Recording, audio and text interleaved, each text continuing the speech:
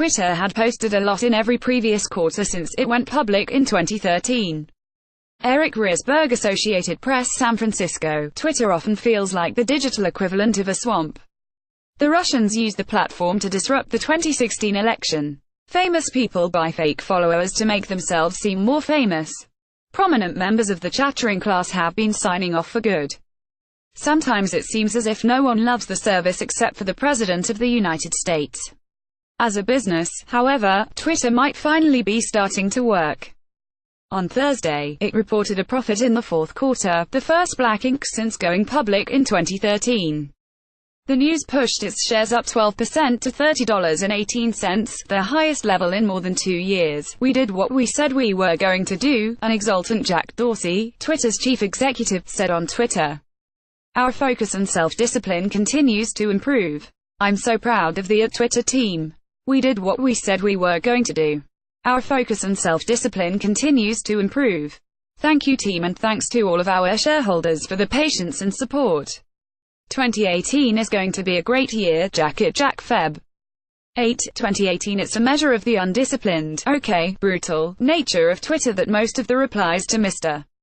Dorsey's tweet were not congratulations but insults and criticism. Others were incomprehensible. What counts, however, is that those cranks and critics are there in the first place. The number of people who use the service monthly rose 4% to 330 million, which, while not a big increase, is something. Those who use the social media service every day grew 12% from the fourth quarter of 2016, the fifth consecutive quarter of double-digit gains. "The user growth is kind of astounding," said Rich Greenfield, a media and tech analyst at the research firm BTIG, who has been recommending the stock for a year. "They were barely growing 2 years ago." Twitter originally showed tweets in reverse chronological order. The latest posts, however mundane, were on top.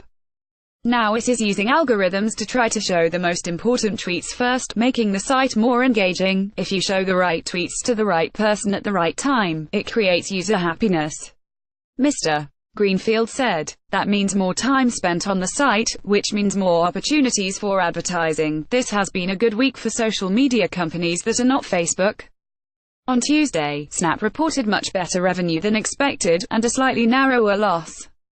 Its shares also soared on the news. In contrast, Facebook said last week that it had made changes that reduced the hours its 2 billion users were spending on its pages. Overall, Twitter reported a profit of $91 million in the final 3 months of 2017, compared with a loss of $167 million a year earlier. Margins were much better, expenses were lower, and stock-based compensation decreased sharply.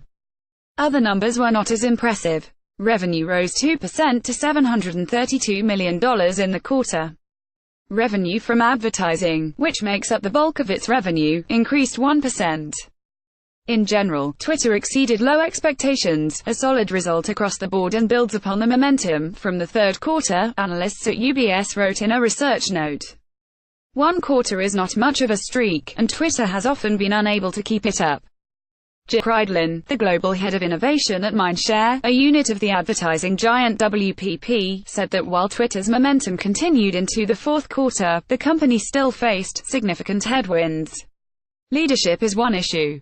Mr. Dorsey splits his time between Twitter and his other company, the digital payments firm Square. Last month, Anthony Noto, Twitter's chief operating officer and one of Mr. Dorsey's most trusted deputies, left the company to become chief executive of the embattled online lender Social Finance. Twitter also faces criticism as federal and state authorities scrutinize companies that sold millions of fake followers on social media platforms. More than 1 million followers of entertainers, athletes and others have disappeared after an article by the New York Times detailed the business practices of a company called Devumi. Twitter previously said it would take action against Devumi's practices. For the current quarter, UBS calculated that Twitter would generate $583 million of revenue, $11 million more than analysts were predicting. That might keep the party going. What really is helping Twitter is that there are only 3 American social media companies that count. Facebook is by far the largest, but is under pressure from all quarters precisely because of its size and influence. It is trying to moderate the latter without hurting the former, which is going to be tricky. Snap is a singular effort forging its own direction as a communications platform. That leaves Twitter, troubled as it might be. Advertisers have a huge desire to be on mobile devices more, but there are not a lot of ways to reach people on applications worthy of your home screen, said Mr. Greenfield. Twitter is on your home screen. Follow David Streitfeld and Chad Bray on Twitter at David Streitfeld and at Chad Bray. David Streitfeld reported from San Francisco and Chad Bray from London.